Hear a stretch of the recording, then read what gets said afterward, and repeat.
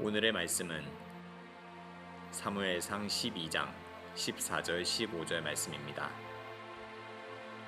너희가 만일 여호와를 경외하여 그를 섬기며 그의 목소리를 듣고 여호와의 명령을 거역하지 아니하며 또 너희와 너희를 다스리는 왕이 너희의 하나님 여호와를 따르면 좋겠지만은 너희가 만일 여호와의 목소리를 듣지 아니하고 여호와의 명령을 거역하면 여호와의 손이 너희의 조상들을 치신 것 같이 너희를 치실 것이라.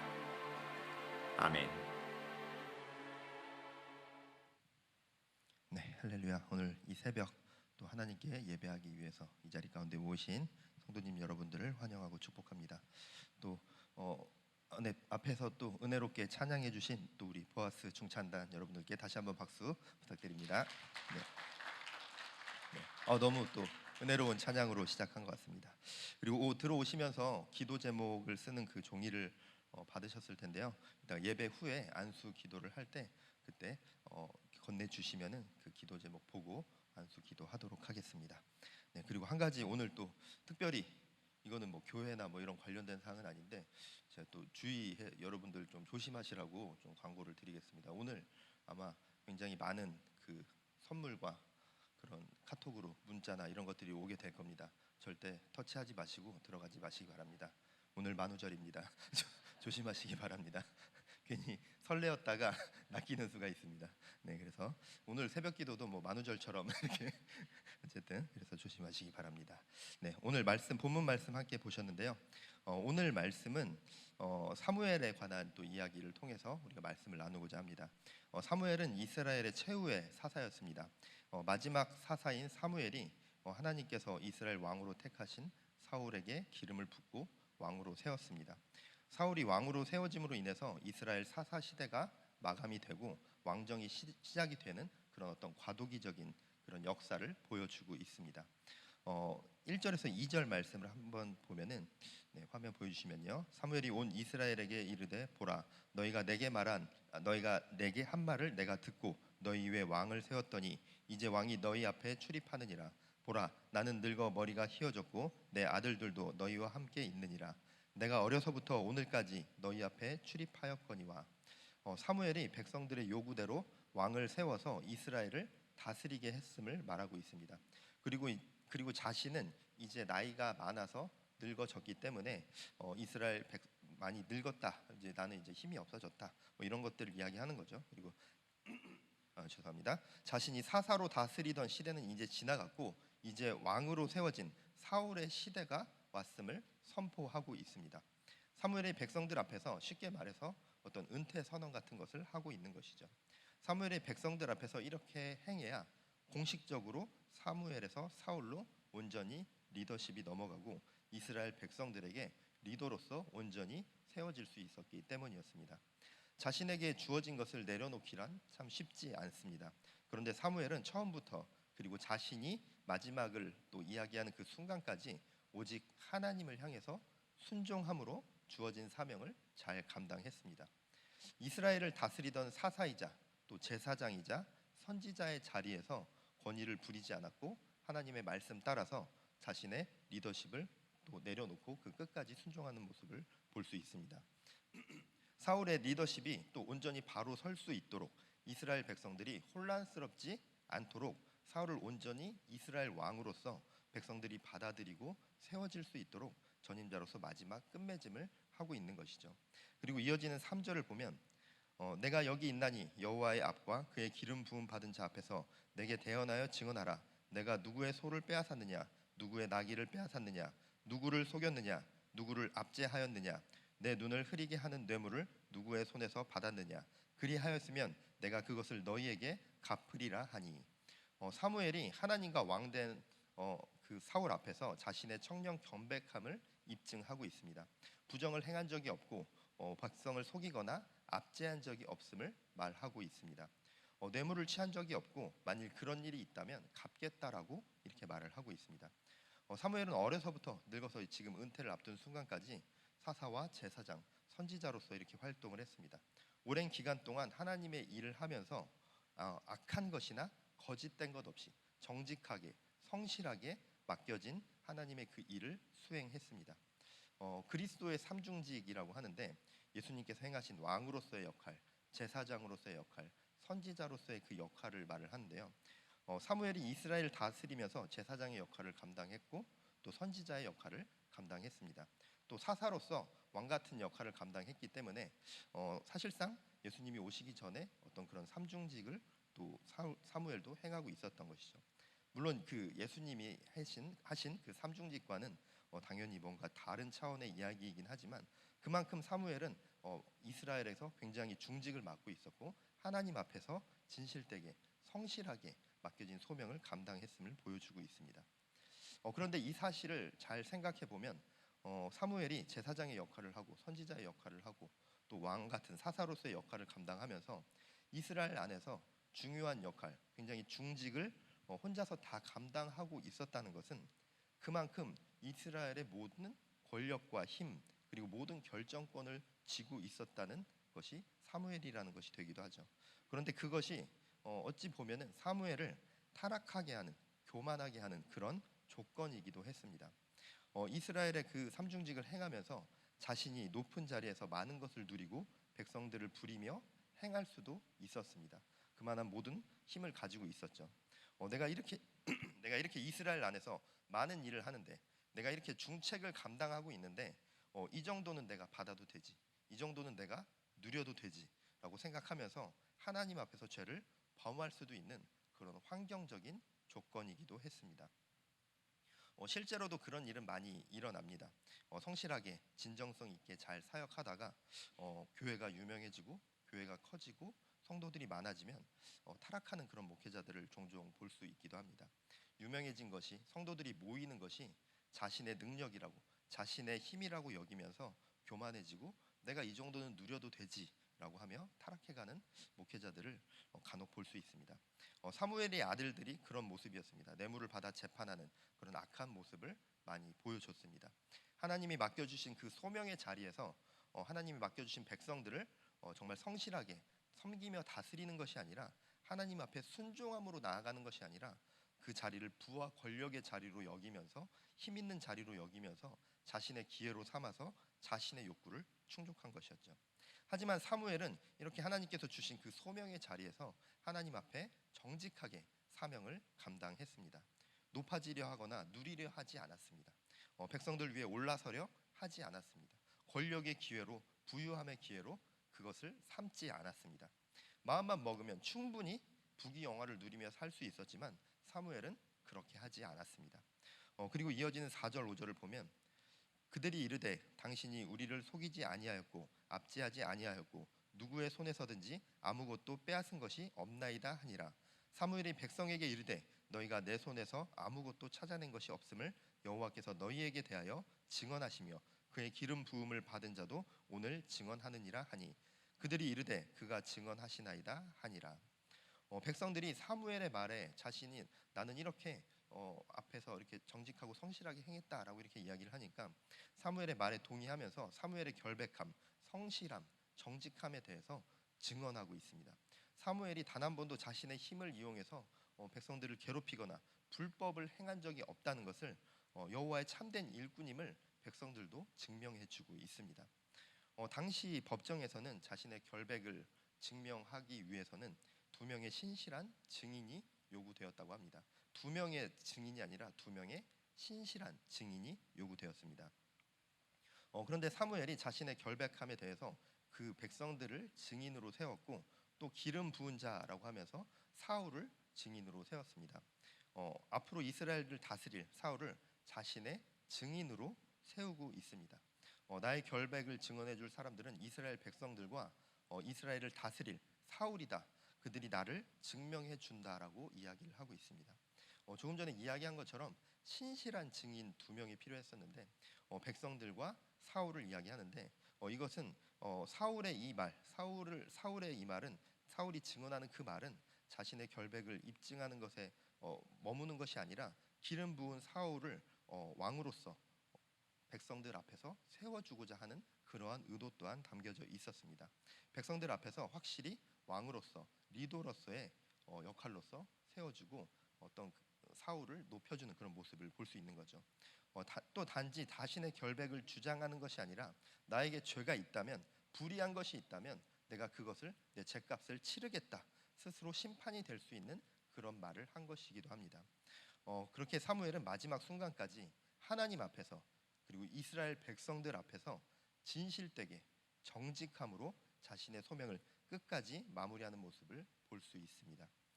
그래서 1절에서 5절까지는 이스라엘이 신정 국가에서 왕정 국가로 전환되면서 이렇게 사무엘의 신실하게 또 사명을 잘 마무리하는 것과 사울에게로 그 리더십이 잘 넘어갔음을 보여주고 있습니다.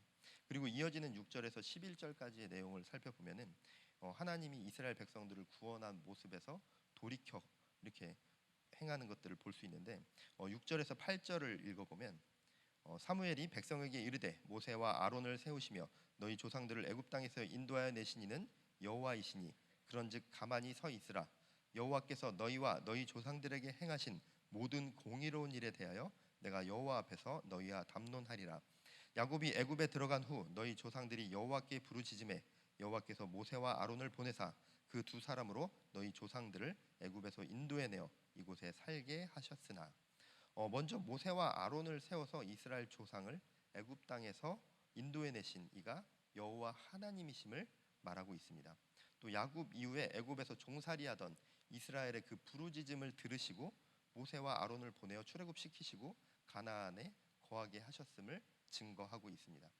하나님은 하나님의 백성들의 목소리를 들으시고 지키시고 보호하시고 인도하시는 그러한 분이시다는 것을 백성들 앞에서 증거하고 있습니다. 사무엘이 이것을 말하는 또 한 가지 이유는 이스라엘 백성들이 인간 왕을 요청한 것에 대한 어떤 질책의 말 또한 있습니다. 그것이 얼마나 큰 죄인지 인식시켜 주기 위함도 있습니다. 애굽의 종살이에서 이스라엘을 인도해 내신 그 구원해 주신 분은 다름 아닌 하나님이신데 너희는 왜 그것을 또 잊고 인간 왕을 원하였느냐라는 그러한 책망의 소리도 이 안에는 담겨져 있는 것입니다. 그런데 책망으로만 끝나는 것이 아니라 이제 사울을 통해서 왕정 시대가 개막된 그 새로운 시점에서 사무엘은 하나님과 이스라엘 백성 간에서 이스라엘 왕을 세워 다스리시는 새로운 언약을 세워 주셨다. 이스라엘 왕을 따르는 것이 아니라 왕을 세워 주셨지만 이스라엘 왕을 따르는 것이 아니라 이스라엘의 왕을 세워 주신 하나님을 따라야 한다. 이스라엘의 왕이 세워졌지만 여전히 이스라엘을 다스리시는 분은 이스라엘의 왕이 아니라 여호와 하나님이시다라는 사실을 백성들에게 전하고 있습니다. 그리고 이어지는 9절 11절을 보면은 그들이 그들의 하나님 여호와를 잊은지라 여호와께서 그들을 하손 군사령관과 시스라의 손과 블레셋 사람들의 손과 모압 왕의 손에 넘기셨더니 그들이 저희를 치매 백성이 여호와께 부르짖어 이르되 우리가 여호와를 버리고 바알과 아스다롯을 섬김으로 범죄하였나이다. 그러하오나 이제 우리를 원수들의 손에서 건져내소서. 그리하시면 우리가 주를 섬기겠나이다 하매 여호와께서 여룻바알과 베단과 입다와 나 사무엘을 보내사 너희를 너희 사방 원수의 손에서 건져내사 너희에게 안전하게 살게 하셨거늘.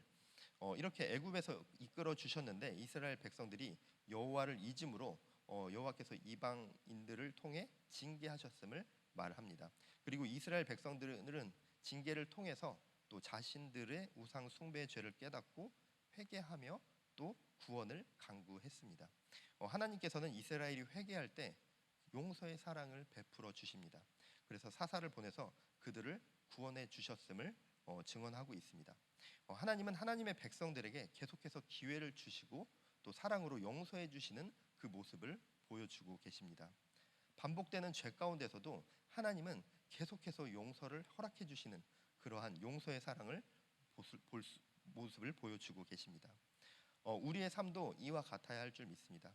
예수 그리스도께서 보여주신 용서의 사랑을 본받아서 우리 또한 용서를 행하는 그러한 성도님들이 되어지시길 축복합니다. 그리고 계속되는 반복된 죄 가운데 하나님께서 기회를 허락해 주시는데 그것을 우리가 깨닫고 기회를 주실 때 그것을 깨닫고 또 하나님 앞에 용서를 구하고 죄에서 돌이키는 성도님들의 삶이 되어지시길 축복합니다. 그렇게 계속해서 용서와 기회를 보여주신 하나님 앞에서 너희가 어떤 죄를 지었는지를 또 12절 13절에서 보여주고 있습니다. 너희가 암몬 자손의 왕 나하스가 너희를 치러 옴을 보고 너희의 하나님 여호와께서는 너희의 왕이 되심에도 불구하고 너희가 내게 이르기를 아니라 우리를 다스릴 왕이 있어야 하겠다 하였도다. 이제 너희가 구한 왕 너희가 택한 왕을 보라. 여호와께서 너희 위에 왕을 세우셨느니라. 하나님께서 이스라엘을 다스려 주시는 왕 되어 주심에도 불구하고 백성들이 암몬의 침입 때 하나님을 믿고 신뢰하는 것이 아니라 계속해서 그 과거에도 지켜주셨던 그 역사를 바라보았음에도 불구하고 하나님을 믿고 신뢰하는 것이 아니라 우리를 구원할 왕을 세워달라고 요구한 것을 말하고 있습니다.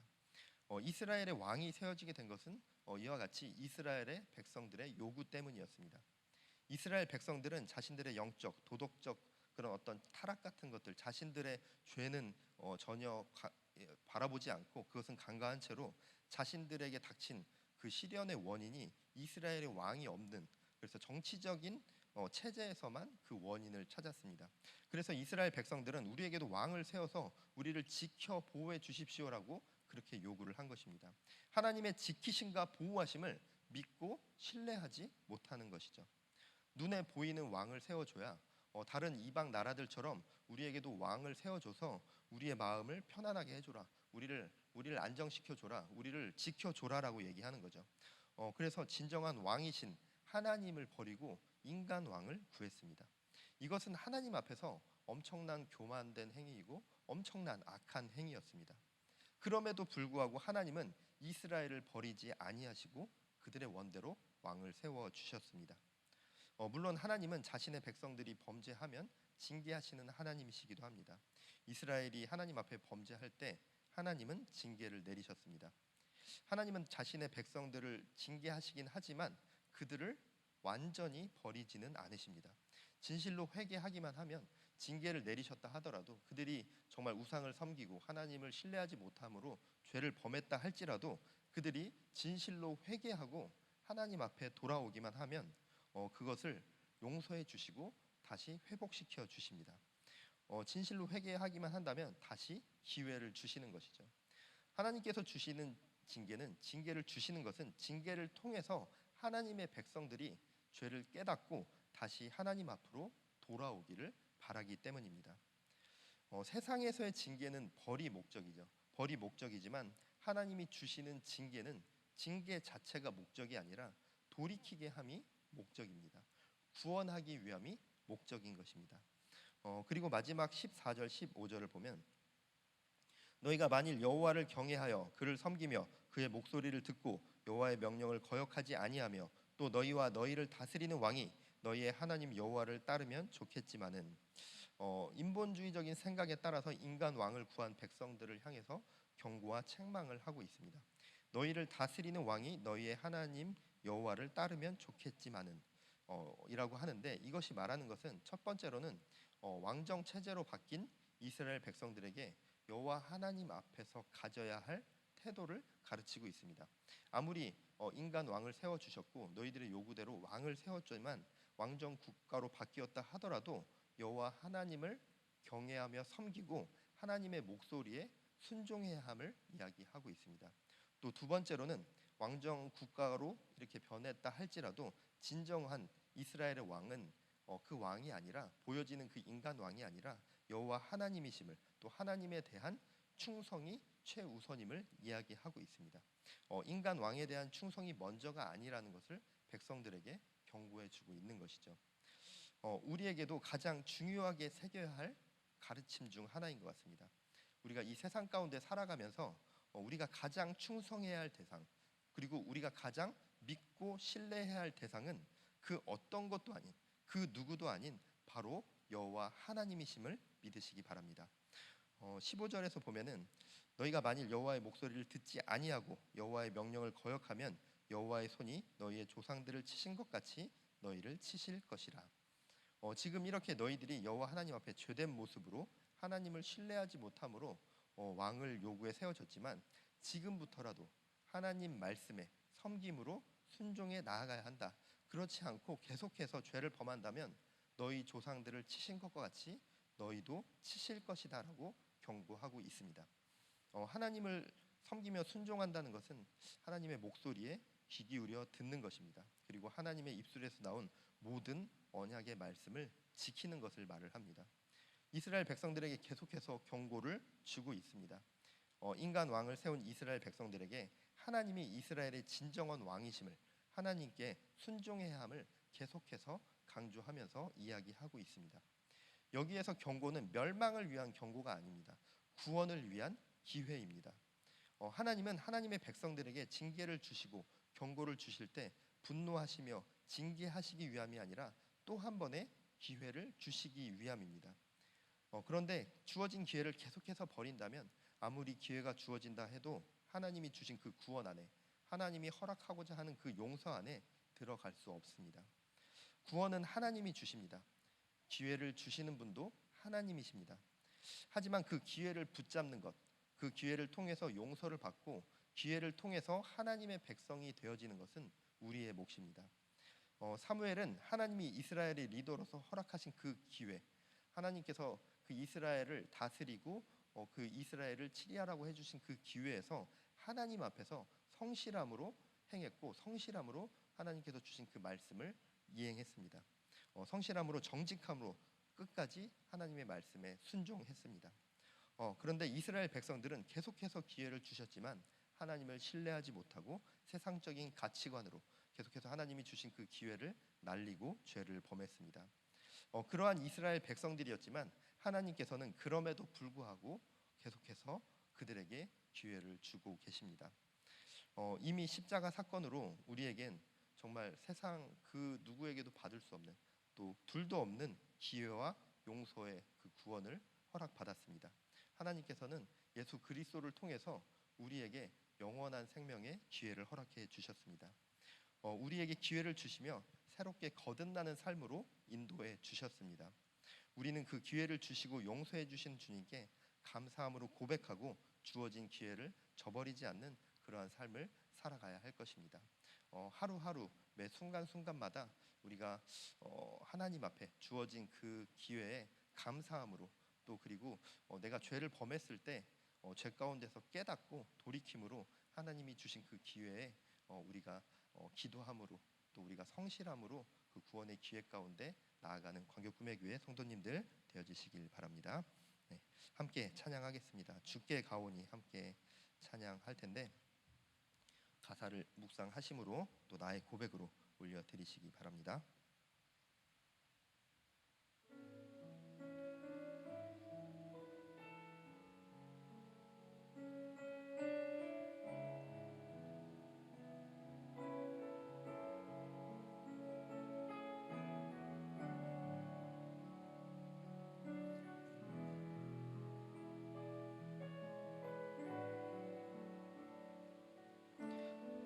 주께 가오니, 주께 가오니 날 새롭게 하시고 주의 은혜를 부어주소서.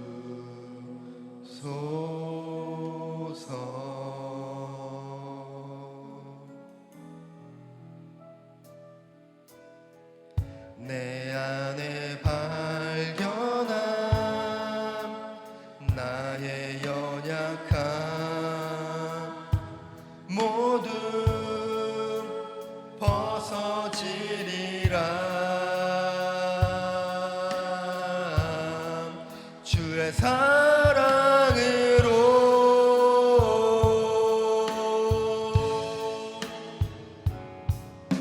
주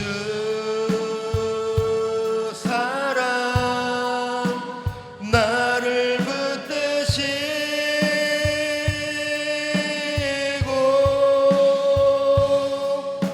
주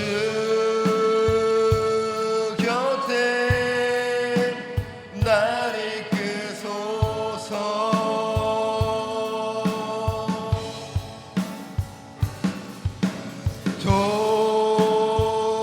독수리 날개쳐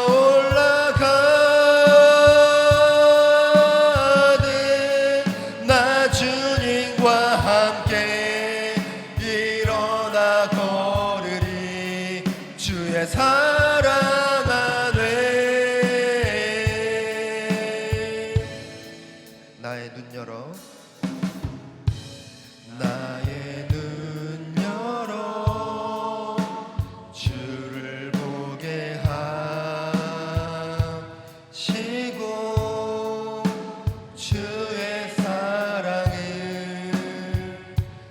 살게 하소서.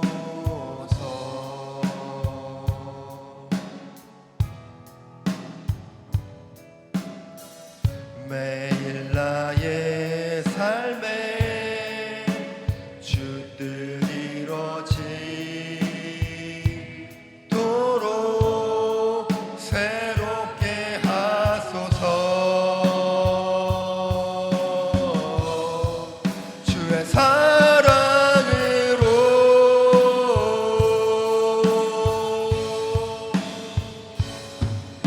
주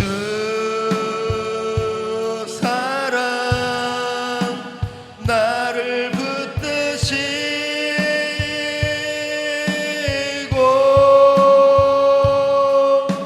주 곁에 날 이끄소서.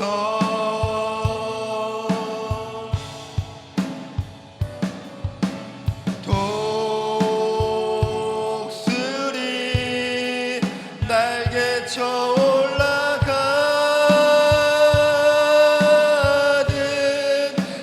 주님과 함께 일어나 걸으리.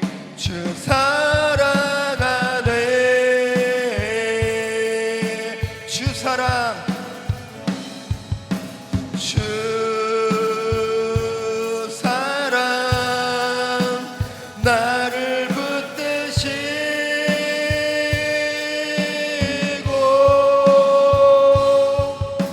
주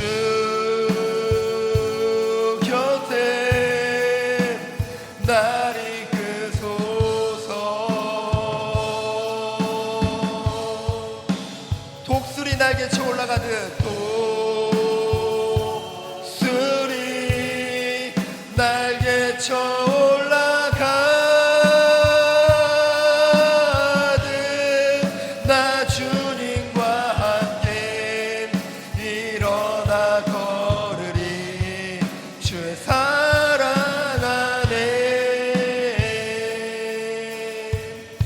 이 시간 기도함으로 나아가겠습니다.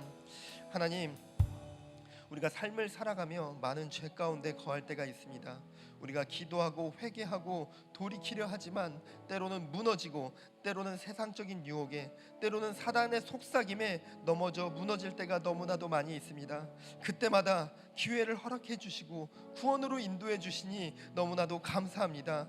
또한 우리의 삶 가운데 주님께서 계속해서 빛을 보여주시고 그 길 가운데로 인도하여 주시니 그 또한 너무나도 감사합니다. 하지만 우리가 분별하지 못하고 때로는 우리가 너무나도 연약하고 마음의 고난으로 인해서 그것을 바라보지 못할 때가 너무나도 많이 있습니다. 하지만 주님, 우리의 삶 가운데 주님께서 허락해 주신 그 기회를 붙들고 주님께서 비춰주시는 그 예수 그리스도의 빛을 바라봄으로 우리가 이제부터는 정말 세상에 속고 사단의 속삭임에 속아 넘어지는 것이 아니라 주님께서 주신 그 기회를 감사함으로 기쁨으로 나아가며 주님 안에 거하는 삶으로 나아가겠습니다. 이러한 결단과 고백으로 기도함으로 나아가겠습니다. 주님, 우리에게 기회를 허락하시니 너무나도 감사합니다. 우리에게 예수 그리스도의 구원으로 허락하시고 예수 그리스도의 빛으로 비춰주시니 감사합니다. 우리 이러한 결단과 고백으로 주님의 이름 한번 부르짖고 기도함으로 나아가겠습니다.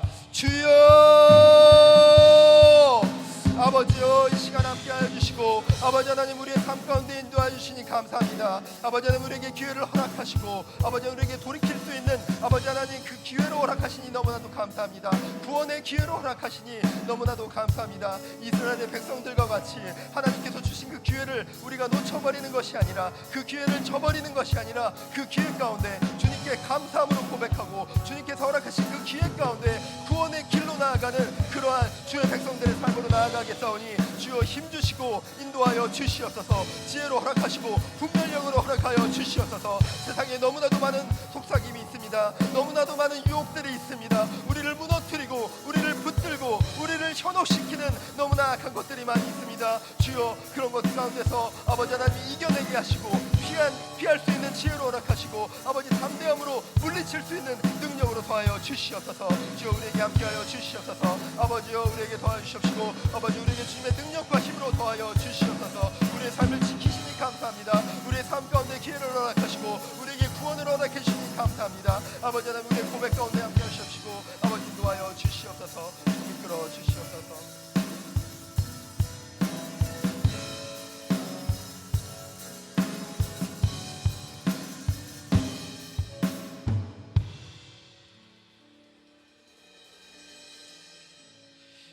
하나님 아버지 우리의 삶 가운데 많은 죄를 짓고 죄 가운데 무너질 때가 너무나도 많습니다.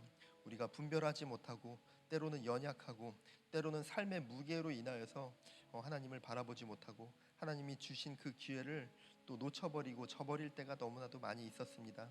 하지만 하나님 우리가 기도하며 결단함으로 나아갑니다. 주님이 주신 그 기회를 감사함으로 또 주님께서 주신 그 구원의 그 길 가운데로 우리가 걸어가는 그런 삶으로 나아가겠사오니 주여 우리와 함께하여 주시옵소서.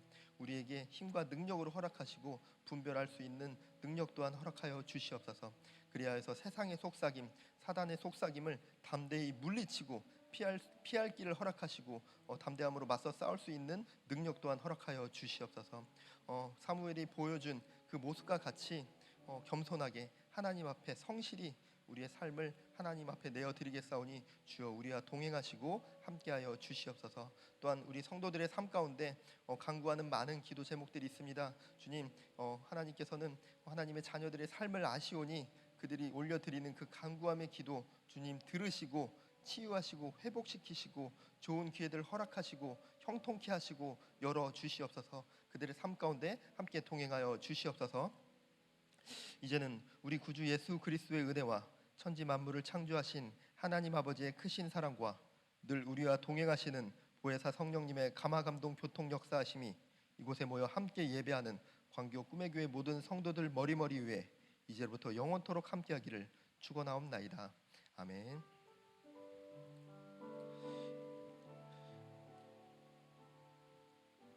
네, 이제 음악이 나올 텐데 각자 기도하시고 또 안수 기도 원하시는 분들은 앞으로 나오셔서 그 기도 제목을 적으신 용지를 건네주시면은